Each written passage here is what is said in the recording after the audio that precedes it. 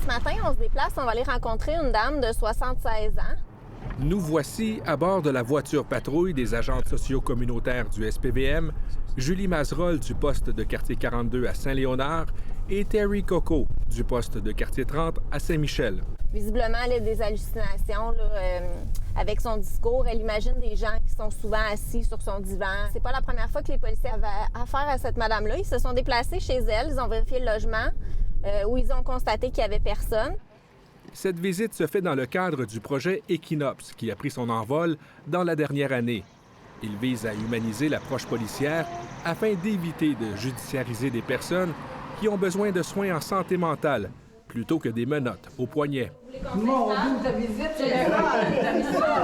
j'aime ça. Où est-ce que vous voulez qu'on s'installe? Equinops, c'est l'abréviation du partenariat entre le SPVM et une équipe médicale du CIUS de l'Est. Ce qu'on a compris, c'est qu'il y a eu des moments où vous avez vécu là, comme vraiment des épisodes de grande angoisse. Vous étiez très angoissés. J'en vis encore. Chaque rencontre permet donc de bâtir un lien de confiance pour établir un profil par un professionnel de la santé afin qu'il puisse procéder à une évaluation.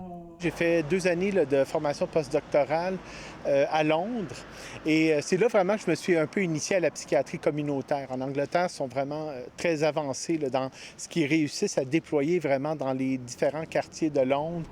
En considérant que près de 7 appels d'urgence sur 10 impliquent une intervention policière liée à la santé mentale à Montréal, l'implantation du modèle de Londres par le docteur Benedictis a permis d'offrir un encadrement professionnel à près de 100 personnes vulnérables en quelques mois seulement.